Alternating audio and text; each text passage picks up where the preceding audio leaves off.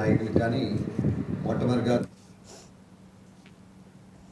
INTUC జాతీయ అధ్యక్షుడు అంబటి కృష్ణమూర్తి తనపై వచ్చిన ఆరోపణలకు స్పందించేందుకు నిర్వహించిన ప్రెస్ మీట్లో సంజీవరెడ్డి వర్గీయులు దాడి చేసినట్లు ఆరోపించారు. తాను ప్రజాస్వామ్యబద్ధంగా వ్యవహరిస్తుంటే వారు ఆటవికంగా ప్రవర్తిస్తున్నారని విమర్శించారు. 2010లో ఏర్పాటు చేసిన ఐఎన్టీయూసీ పేరు దుర్వినియోగం జరుగుతోందని పేర్కొంటూ దాడి ఘటనపై అబిడ్స్ పోలీసులకు ఫిర్యాదు చేస్తానన్నారు. దాడి చేయడానికి ప్రయత్నించారు. వాళ్ళు మా నాయకులను మైండ్ హ్యాండ్లింగ్ చేసిండ్రు, నా మీద కూడా దాడి చేయాలని ప్రయత్నించిండ్రు. వాళ్ళందరినీ కూడా వెంటనే అరెస్ట్ చేయాల్సిందిగా మేము డిమాండ్ చేస్తున్నాము.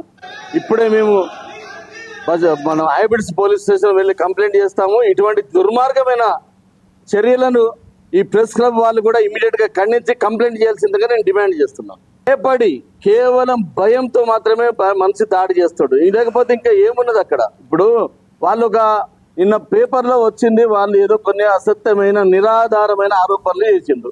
ఆ అసత్యమైన నిరాధారమైన ఆరోపణ మేము ఖండిస్తున్నామని ప్రెస్ మీట్ పెట్టినాం. దానికి మీకు భయం ఎందుకు? మీరు నిజంగా సత్యమైన వాళ్ళైతే వాటి మీరు దాడి చేయడం ఎందుకు? మీరు అవసరమైతే కేసు పెట్టండి, లీగల్గా ప్రొసీడ్ కాండి. కానీ దౌర్జన్యం చేసి మనుషులను హ్యాండ్లింగ్ చేయడం అనేది దుర్మార్గమైన చర్య. ప్రజాస్వామ్యంలో ఇది పనికిరాదు. యాదాద్రి భువనగిరి